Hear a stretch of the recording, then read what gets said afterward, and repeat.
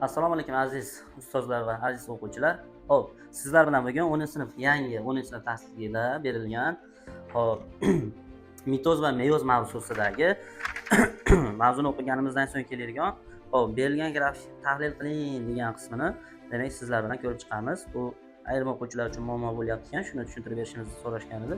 Demak bugun shu jadvalni sizlar bilan tahlil qilamiz. Xo'p, bu mitoz jarayonimi yoki meyoz jarayonimi? Bu meyoz jarayonligi o'zi jadvalda ham berilgan. Mana bu yerdan bilsak bo'laveradi meyoz jarayoni ekanligini.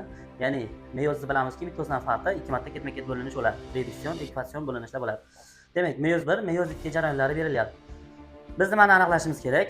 Xo'p, mana bu joyda beriladigan, ko'kda beriladigan joylari bu meyoz 1dagi profaza 1, metafaza 1, anafaza 1, telofaza 1 jarayonlari. Meyoz 2dagi bo'ladigan bo'lsa profaza 2, metafaza 2, anafaza 2, telofaza 2.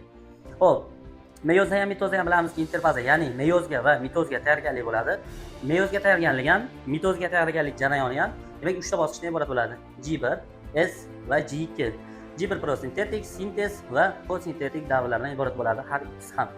Endi mana bu qizil chiziq nimani bildiradi? Shu ko'pchilikka notanish qism, aynan mana shu qismni bugun sizlar bilan biz demak tahlil qilamiz. Xo'p, bu qizil chiziq nimani bildiradi? Xo'p, biz bilamizki, G1 davrida xromosomalar soni, demak mana bu qism yonboshga beriladigan qism, demak xromosomalar soni deb aytib qo'yilyapti. G1da bilamizki, nabor, ya'ni xromosomalar holati 2N, 2S holatda bo'ladi. N xromosomalar sonini, S esa DNKlar sonini bildiradi bizda. To'plam bilamizki, G1da meyozda ham, mitozda ham 2N, 2S holatida bo'ladi. Ya'ni xromosomalar va DNKlar soni teng. Ya'ni har bir xromosomada bittadan DNK bo'ladi deb olib ketsak bo'laveradi. Masalan, odamga nisbatan oladigan bo'lsak, G1 davrida 2N 46 ta xromosoma va S 46 ta. Ya'ni 46 ta DNK har bir xromosomada bittadan DNK bor degan. Endi undan keyingi keladigan bosqich, hop, interfazani sintez davrida DNK duplikasiyasi kuzatilgan hisobiga DNKlar soni 2 hissa oshadi. Ya'ni G1 da to'plam 2N 2S edi. Biz S DNKlar deb olib ketamiz dedik. Endi mana bu joyga o'tganda, sintez davriga o'tganda to'plam o'zgarib 2N 4S, ya'ni har bir xromosomada ikkitadan DNK paydo bo'ladi.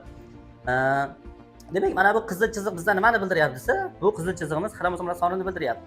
Ya'ni bizda N xromosoma S DNK bo'ladigan bo'lsa, mana bu joyda 2N 2S edi. Sintezga o'tganda 2N 4S bo'ldi. Ya'ni xromosomalar soni 2N ligicha qoldi. G2 ga o'tganda to'plam yana 2N 4S ligicha qoladi. Ya'ni xromosomalar soni mana bu yerga kelganda DNKlar soni o'zgargani bilan xromosomalar soni o'zgarmayapti.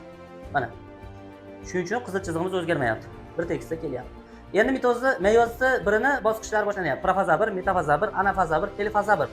Profaza 1da bilamizki to'plam 2N 4S, metafaza 1da 2N 4S, anafaza 1da 2N 4S, telofaza 1 ga kelganda xromosomalar soni 2 hissa kamaygan holatda to'plam o'zgaradi.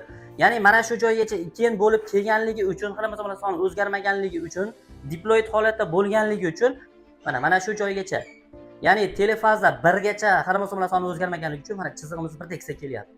Ya'ni shu joygacha xromosomalar soni DNKlar sonidan qat'iy nazar bir xil. Masalan, odamga nisbatan oladigan bo'lsak, 46 dan xromosomalar bor degan. Endi profaza 2 kelyapti, meyoz 2-chi bo'linish boshlangandan keyin. Profaza 2 da bilamizki, to'plam o'zgarib turib, N 2S holatiga o'tadi. Mana N 2S, ya'ni xromosomalar soni 2 hissa kamaygan hisobiga chizig'imiz pastga qarab tushyapti. Mana. Ya'ni profazada kamaydi. Metafaza 2 da ham xromosomalar soni to'plami N 2S holatda bo'ladi. Mana. Anafaza 2 ga kelganda to'plam o'zgaradi. Ya'ni 2N 2S holatiga o'tadi. Shuni hisobiga mana xromosomalar soni yana 2 hissa oshganligi hisobiga mana chizig'imiz demak tepaga ko'tarilyapti. Telofazaga kelgandan so'ng esa mana telofaza 2 da meyoz jarayoni yakunlanyapti. 4 ta hujayra hosil bo'lishi kerak. Mana bu joydan 2 ta hujayra bo'linishni boshlagan bo'lsa, bu joyda endi hujayramiz 4 taga yetadi soni.